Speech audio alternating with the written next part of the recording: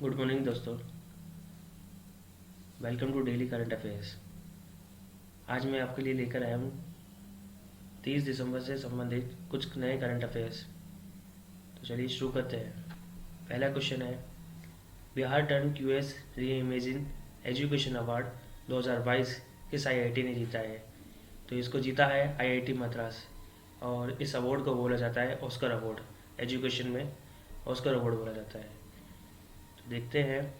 भारतीय प्रौद्योगिकी संस्थान मद्रास आईआईटीएम ने बिहारटन QS reimagine education awards शिक्षा का ऑस्कर में महत्वपूर्ण पहचान हासिल की है। डेटा साइंस और एप्लीकेशन में बीएस ने सर्वश्रेष्ठ ऑनलाइन कार्यक्रम श्रेणी में रजत जीता, जबकि आईआईटी और आईआईएससी की संयुक्त पहल NPTEL national programme on technology and hand learning ने आजीवन सीखने की श्रेणी में स्वर्ण जीता। वहीं Wharton QS reimagine education awards शिक्षा में नवाचार और उत्कृष्टता को बढ़ावा देने वाले शिक्षकों, संस्थानों और संगठनों की उत्कृष्ट उपलब्धियों को मान्यता दिए जाने का उत्सव है। पुरस्कार श्रेणियों को शिक्षा क्षेत्र की विविधता और विस्तार को दर्शाने के लिए डिजाइन किया गया है। विजेताओं का चयन एक विशेषज्ञ पैनल द्वारा किया जाता है। आईआईटीएम की सोमवार को यहां जारी विज्ञप्ति में बताया गया कि इस वर्ष का पुरस्कार समारोह हाल ही में अमेरिका के पेंसिल्वेनिया प्रांत के फिलाडेल्फिया शहर के बहाटन कैंपस में आयोजित किया गया था। IIT Madras BS degree programme में वर्तमान में विभिन्न स्तरों पर 15,000 से अधिक छात्र नामांकित है। इसका उद्देश्य अपने करियर की यात्रा में आगे रहने में मदद करना है। यह प्रोग्राम हाइब्रिड मोड में है, जिसमें ऑनलाइन डिलीवरी और इन पर्सन असेसमेंट है। आज तक एनपीटीईएल प्रमाणीकरण के लिए 4,000 से अधिक पाठ्यक्रम प्रदान करता है, जिसमें 2 करोड़ से अधिक नामांकन और 23 लाख से अधिक परीक्षा पंजीकृत है। डेटा साइंस और एप्लीकेशन में आईआईटी मद्रास बीएस को मल्टीमीडिया और इलेक्ट्रॉनिक तथा पारंपरिक शैक्षिक मॉडल के संयोजन का उपयोग करके शिक्षण सीखने का एक हाइब्रिड मोड प्रदान करने के लिए सर्वश्रेष्ठ ऑनलाइन डिग्री प्रोग्राम से सम्मानित किया गया है।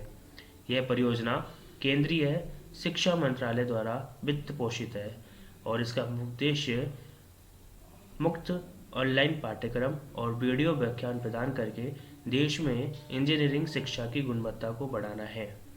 तो चलिए अपने नेक्स्ट क्वेश्चन पर चलते हैं। विश्व स्तरीय कयाकिंग कैनोइंग अकादमी की स्थापना भारत के किस राज्य में होगी? तो इसका आंसर है उत्तराखंड के टिहरी में। केंद्रीय ऊर्जा मंत्री आर के सिंह ने कहा कि टिहरी में विश्व स्तरीय सुविधाओं से युक्त ट्रेनिंग सेंटर स्थापित किया जाएगा, जिसमें खिलाड़ियों के ठहरने से लेकर ट्रेनिंग की भी व्यवस्था की जाएगी। सिन्हा ने कहा कि इस ट्रेनिंग सेंटर में बेहतर खेल प्रतिभाओं को टीएचडीसी द्वारा विदेश में भी ट्रेनिंग दी जाएगी। ऊर्जा मंत्रालय द्वारा यह तय किया गया है कि ऊर्जा मंत्रालय की हर एक कंपनी एक खेल को अंगीकृत करेगी। इसी क्रम में टीएचडीसी इंडिया लिमिटेड द्वारा कायाकिंग कैनोइंग खेल को अंगीकृत किया गया है। मुख्यमंत्री पुष्कर सिंह धामी और केंद्रीय ऊर्जा मंत्री आर के सिंह ने टिहरी झील में आयोजित national champion Tehri water sports cup का उद्घाटन किया।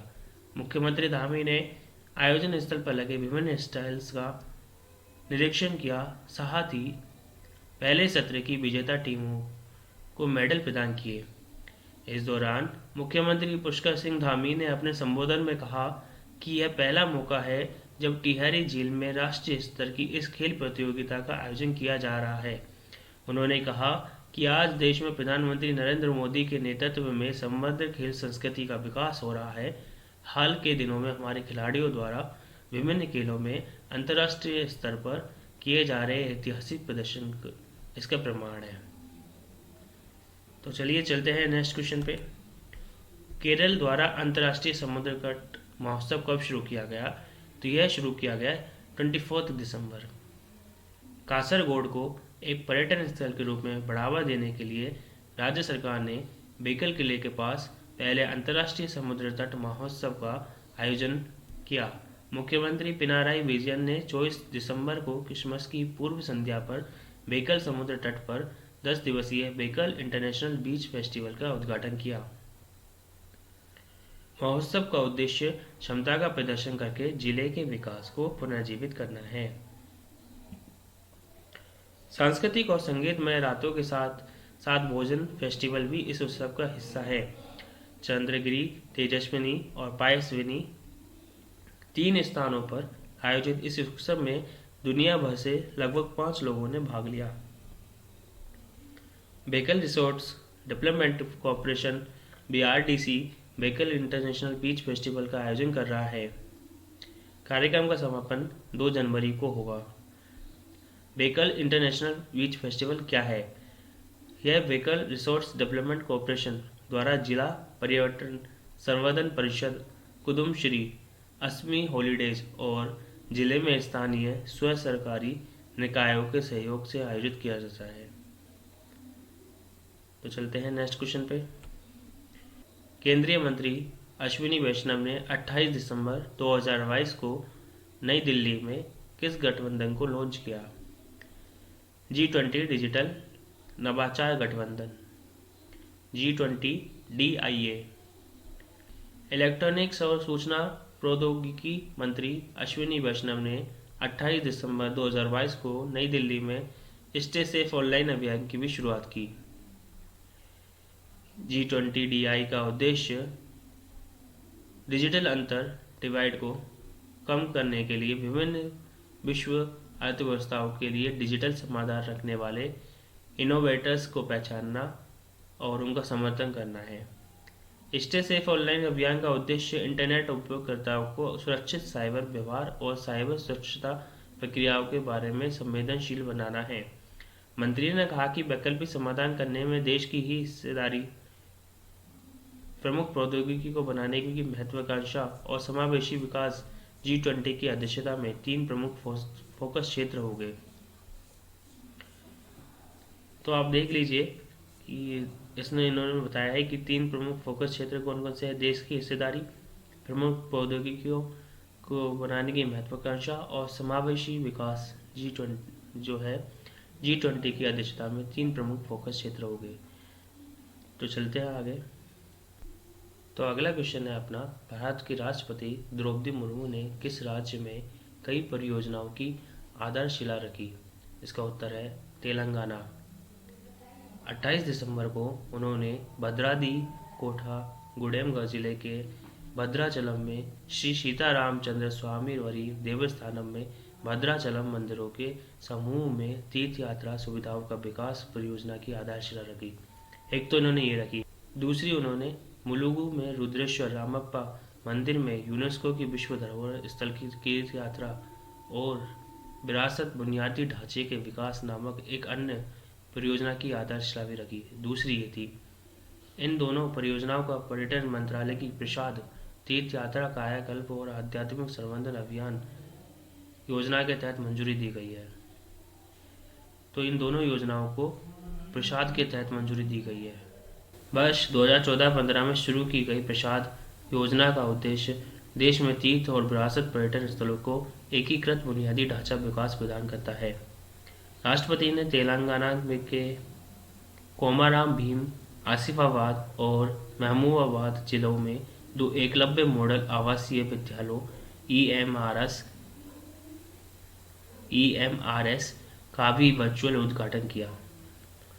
एकलव्य मॉडल आवासीय विद्यालय अनुसूचित जनजातियों की 50% से अधिक जनजातीय आबादी वाले और कम से कम 20,000 जनजातीय व्यक्तियों वाले प्रत्येक ब्लॉक में होगा। एकलव्य मॉडल आवासीय विद्यालयों का उद्देश्य दूरस्थ क्षेत्रों में अनुसूचित जनजाति ST के छात्रों को उच्च प्राथमिक और माध्यमिक और वरिष्ठ माध्यमिक स्तर की शिक्षा कक्षा 6 से 12 प्रदान करना है। भद्राचलम मंदिर, यह 350 वर्ष से अधिक पुराना बताया जाता है और रामायण के महाकाव्य से संबंधित है। कहा जाता है कि भगवान राम, देवी सीता और भाई लक्ष्मण ने भद्राचलम मंदिर के पास दंडकारण्य जंगल के एक गांव पर्णासला में अपने 14 साल के वनवास कुछ हिस्सा बिताया था। मंदिर के लिए परियोजना को पर्यटन मंत्रालय ने 41.38 करोड़ रुपए की अनुमानित लागत से मंजूरी दी है। रामप्पा मंदिर। काकतीय शासकों ने 1213 ईस्वी में भगवान शिव के रामप्पा मंदिर का निर्माण कराया था। यह शानदार वास्तुकला का एक आदर्श उदाहरण है और यूनेस्को की विश्व विरासत सूची में अंकित है। मंदिर के लिए पर्यटन मंत्रालय द्वारा 62 करोड़ रुपए अनुमान के साथ परियोजना को मंजूरी दे दी गई है। तो रामप्पा मंदिर को दी गई है 12 करोड़ रुपए और भद्राचलम मंदिर को दिए गए हैं 41.38 करोड़ रुपए प्रसादम के तहत। तो चलते हैं अपने नेक्स्ट क्वेश्चन की तरफ। अपना अगला क्वेश्चन है, लोकायुक्त विधेयक पारित करने वाला पहला राज्य कौन सा बन गया है? तो इसका उत्तर है महाराष्ट्र। भ्रष्टाचार विरोधी लोकपाल के दायरे में मुख्यमंत्री, मंत्री और जनप्रतिनिधियों को लाया गया है। उप मुख्यमंत्री देवेंद्र फडणवीस ने कहा कि जनप्रतिनिधियों के खिलाफ मामले दर्ज करने के संबंध में विधेयक में कुछ शर्तें लगाई गई है। 26 दिसंबर को निचले सदन में पेश किया गया विधेयक बना किसी चर्चा के और विपक्षी दलों के विधायकों की अनुपस्थिति में पारित हो गया। विधेयक 1971 के लोकायुक्त अधिनियम की जगह लेगा और इसमें भ्रष्टाचार निवारण अधिनियम के प्रावधान है। 1971 में एक अधिनियम के माध्यम से एक भ्रष्टाचार विरोधी निकाय की स्थापना करने वाला महाराष्ट्र पहला राज्य था। इसकी स्थापना के बाद से मुख्यमंत्री और मंत्रिपरिषद की जांच करने की क्षमता की कमी के लिए लोकायुक्त विधेयक की आलोचना की गई। महाराष्ट्र लोकायुक्त और उप लोकायुक्त अधिनियम 1971 वर्तमान में राज्य में लागू है। वर्तमान कानून के तहत भ्रष्टाचार विरोधी लोकपाल केवल सरकारी अधिकारियों को दंडित करने की सिफारिश कर सकता है। लोकायुक्त विधेयक 2022। लोकायुक्त शीर्ष भ्रष्टाचार विरोधी लोकपाल है जो सरकारी अधिकारियों और सांसदों के खिलाफ शिकायतों और भ्रष्टाचारों के आरोपों की जांच करने की शक्ति रखता है। महाराष्ट्र का नया बिल लोकायुक्त को मुख्यमंत्री और मंत्रिपरिषद दोनों की जांच करने का अधिकार देता है। महाराष्ट्र के नए बिल के तहत नौकरशाही भी लोकायुक्त के दायरे में आएगी। नए विधेयक के तहत लोकायुक्त के पास न केवल अपनी जांच के आधार पर कार्रवाई करने की सिफारिश करने की शक्ति होगी, बल्कि राज्य एजेंसियों को आगे की जांच करने का निर्देश देने में भी सक्षम होगा। लोकायुक्त के पास सिविल कोर्ट की सभी शक्तियां भी होगी, यानी सरकारी अधिकारियों को तलब करने की शक्ति। लोकायुक्त विधानसभा के पूर्व अनुमोदन से मुख्यमंत्री के विरुद्ध जांच प्रारंभ कर सकता है। प्रस्ताव को सदन के तत्काल सत्र से पहले रखा जाना चाहिए और मुख्यमंत्री के खिलाफ कोई जांच शुरू करने से पहले विधानसभा के कुल सदस्यों के 2/3 बहुमत से पारित किया जाना चाहिए। लोकायुक्त 90 दिनों के भीतर शिकायतों की प्रारंभिक जांच पूरी करेगा और 6 महीने के भीतर जांच पूरी करेगा। जांच के दौरान लोकायुक्त जांच किए जा रहे व्यक्ति की पहचान उजागर नहीं कर सकता। विधेयक के अनुसार लोकायुक्त आंतरिक सुरक्षा और सार्वजनिक व्यवस्था से संबंधित मुख्यमंत्री के भ्रष्टाचार के आरोपों की जांच नहीं कर सकता। लोकायुक्त को राज्यपाल द्वारा नियुक्त मंत्रियों के एक समूह के साथ साथ वर्तमान या पूर्व मंत्रियों के खिलाफ कोई भी जांच करने के लिए राज्यपाल की मंजूरी की आवश्यकता होगी। विधानसभा के अन्य सदस्यों की जांच के लिए राज्य विधान परिषद के अध्यक्ष या विधानसभा के अध्यक्ष से अनुमोदन की आवश्यकता होगी। तो चलते हैं अपने अगले क्वेश्चन की तरफ। तो अपना अगला क्वेश्चन है, सरकार ने किन आधारों पर शहरों की नई रैंकिंग प्रणाली के लिए नए दिशा निर्देश जारी किए हैं? तो इसका उत्तर है वित्तीय प्रदर्शन और सौंदर्यीकरण के आधार पर। केंद्रीय आवास और शहरी मामलों के मंत्री हरदीप सिंह पुरी ने 28 दिसंबर को नए दिशा निर्देश जारी किए हैं। आवास और शहरी मामलों का मंत्रालय शहरी स्थानीय निकायों के प्रदर्शन में सुधार के लिए वित्तीय प्रदर्शन और शहरों की क्षमता को ट्रैक करेगा। सिटी फाइनेंस रैंकिंग 2022 का उद्देश्य 3 वित्तीय मापदंडों, पहला संसाधन जुटाना, व्यय प्रदर्शन और राजकोषीय शासन में नगर पालिका को पहचान और पुरस्कृत करना है। यह 3 वित्तीय मापदंडों में 15 संकेतकों पर प्रत्येक भाग लेने वाले शहरी स्थानीय निकाय का मूल्यांकन करेगा। शहरों को निम्नलिखित 4 जनसंख्या श्रेणियों में से किसी एक के अंतर्गत उनके स्कोर के आधार पर राष्ट्रीय स्तर पर स्थान दिया जाएगा। पहला है 4 मिलियन से अधिक जनसंख्या, दूसरा 1 से 4 मिलियन के बीच जनसंख्या, 100,000 से 1 मिलियन के बीच जनसंख्या, और फोर्थ है 1 लाख से कम जनसंख्या। यह रैंकिंग प्रणाली सबसे टिकाऊ और जवाबदेह शहरों की पहचान करने में मदद करेगी। सभी राज्यों, केंद्र शासित प्रदेशों के सभी 4500 प्लस शहरों, शहरी स्थानीय निकायों यूएलबी को सिटी फाइनेंस रैंकिंग 2022 में भाग लेने के लिए प्रोत्साहित किया जाएगा। सिटी ब्यूटी कंपटीशन को 5 व्यापक स्तंभों सौंदर्य शास्त्र, पहुंच, सुविधाओं, गतिविधियों और पारिस्थितिकी के आधार पर शहरों में वार्डों और सार्वजनिक स्थानों का मूल्यांकन करने के लिए डिजाइन किया गया है। इसका उद्देश्य शहरों की समृद्ध विरासत को संरक्षित करना और स्थानीय अर्थव्यवस्था को बढ़ावा देना और बुनियादी ढांचे में सुधार करना है। शहरों को 15 जनवरी से पहले दिशा निर्देशों पर अपनी टिप्पणी देनी होगी। वर्तमान में भारत में नगर पालिका राजस्व सकल घरेलू उत्पाद का लगभग 1% है। तो चलते हैं नेक्स्ट क्वेश्चन पे। बांग्लादेश में ढाका में पहली बार मेट्रो रेल का उद्घाटन किसने किया? तो ये किया प्रधानमंत्री शेख हसीना ने। 11.73 किलोमीटर लंबी elevated metro rail line 6 Bangladesh के पास रैपिड ट्रांजिट का हिस्सा है। राजधानी के दियावारी स्टेशन पर पट्टिका का अनावरण कर दियावारी से अगरगाम के बीच चलने वाली पहली मेट्रो ट्रेन का उद्घाटन किया। इस ऐतिहासिक अवसर को चिन्हित करने के लिए टका 50 मूल्य वर्ग का एक स्मरणीय बैंक नोट और एक डाक टिकट भी जारी किया गया। कुछ महीने पहले पद्म सेतु के उद्घाटन के साथ मेट्रो रेल की शुरुआत की प्रधानमंत्री हसीना द्वारा एक बड़ी उपलब्धि के रूप में प्रशंसा की गई। उन्होंने 2041 तक बांग्लादेश को एक विकसित राष्ट्र बनाने की अपनी प्रतिबद्धता की फिर से पुष्टि की।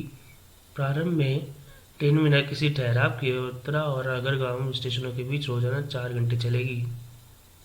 मेट्रो रेल का निर्माण Japan international cooperation agency JICA ने किया है। चलते हैं नेक्स्ट क्वेश्चन पे। हमारा अगला क्वेश्चन है, भारत निर्वाचन आयोग ने किस राज्य में विधानसभा और संसदीय निर्वाचन क्षेत्रों के परिसीमन की प्रक्रिया शुरू कर दी है? तो इसका है आंसर असम। भारत के चुनाव आयोग ने लोक प्रतिनिधित्व अधिनियम 1950 की धारा 8A के अनुसार असम में संसदीय और विधानसभा निर्वाचन क्षेत्रों के परिसीमन का अभ्यास शुरू करने का निर्णय लिया है। इसने असम के मुख्य निर्वाचन अधिकारी को राज्य सरकार के साथ मामला उठाने का निर्देश दिया कि 1 जनवरी 2023 से राज्य में परिसीमन पूरा होने तक नई प्रशासनिक इकाइयों के निर्माण पर पूरी तरह से प्रतिबंध लगा दिया जाए। 2001 की जनगणना के आंकड़ों का उपयोग राज्य में विधानसभा और संसदीय निर्वाचन क्षेत्रों को पुनर्समायोजन के लिए किया जाएगा। कानून और न्याय मंत्रालय ने चुनाव आयोग से असम में परिसीमन कराने का अनुरोध किया है। असम में निर्वाचन क्षेत्रों का अंतिम परिसीमन 1971 की जनगणना के आंकड़ों के आधार पर 1976 में तत्कालीन परिसीमन आयोग द्वारा किया गया था। यह 1972 के परिसीमन अधिनियम के प्रावधानों के तहत किया गया था। लोक प्रतिनिधित्व अधिनियम 1950 की धारा 8A अरुणाचल प्रदेश, असम, मणिपुर या नागालैंड राज्यों में संसदीय और विधानसभा निर्वाचन क्षेत्रों के परिसीमन से संबंधित है। तो चलते हैं आगे।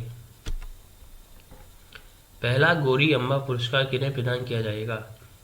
पहला गौरी अम्बा पुरस्कार किन्हें प्रदान किया जाएगा? डॉक्टर एलेडा गुएरा को।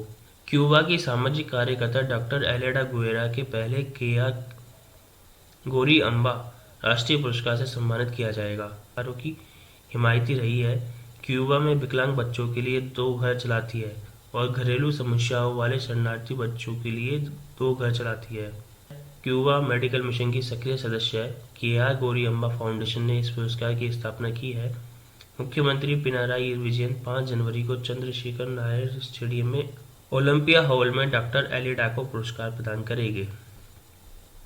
पुरस्कार में $3000 की राशि के अलावा एक कानून और एक प्रशस्ति पत्र शामिल है।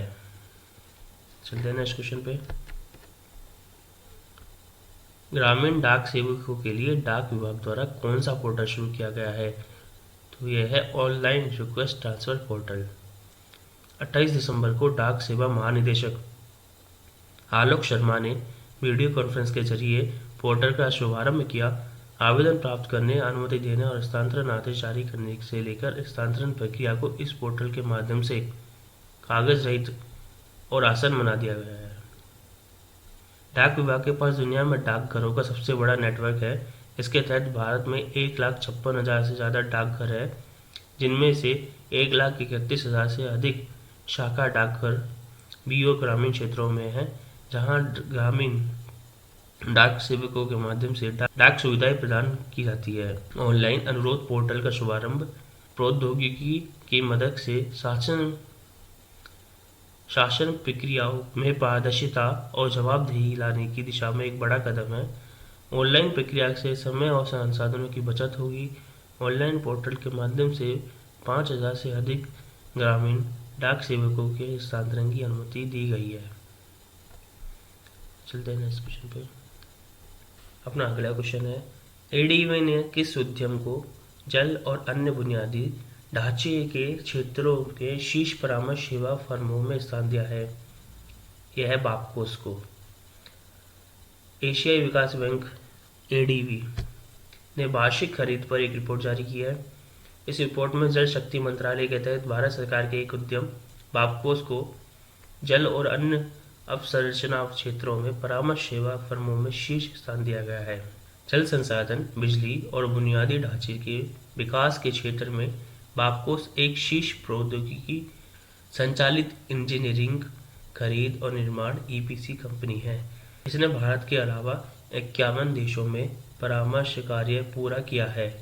एडीबी ने अपने मेंबर्स फैक्ट शीट 2022 के आधार पर भी एक रिपोर्ट जारी की है। रिपोर्ट के अनुसार बापकोस ऊर्जा, परिवहन और जल और अन्य शहरी बुनियादी ढांचा क्षेत्रों में एडीबी ऋण, अनुदान और तकनीकी सहायता परियोजनाओं के तहत परामर्श सेवा अनुबंधों में शामिल भारत के शीर्ष 3 सलाहकारों में से एक है। उपरोक्त श्रेणियों में यह एकमात्र सार्वजनिक क्षेत्र की कंपनी है। तो अभी हमने ये देख लिया कि ये एडीबी कौन है। एशियाई विकास बैंक जल शक्ति मंत्रालय के तहत भारत सरकार का जो उद्यम है बापकोस, उस बापकोस को जल और अन्य संरचनाओं के क्षेत्रों में परामर्श सेवा फर्मों में शीर्ष स्थान दिया है। अब बापकोस के बारे में जान लेते हैं। बापकोस क्या है? यह भारत सरकार के स्वामित्व वाला एक मिनी रत्न उद्यम है। यह भारत और विदेशों में व्यवसायों और समुदायों के लिए इंजीनियरिंग, परामर्श सेवा और पानी, बिजली और बुनियादी ढांचे के क्षेत्रों में निर्माण में शामिल है। आर.के. अग्रवाल बापकोस लिमिटेड के वर्तमान अध्यक्ष सह प्रबंधक निदेशक है। तो ये था बापकोस। चलते हैं नेक्स्ट क्वेश्चन पे, और आज का लास्ट क्वेश्चन है ये, किस ऐप को आईआईटी रुड़की और एम्स दिल्ली ने गर्भवती महिलाओं के लिए विकसित किया है? स्वस्थ गर्भ ऐप को।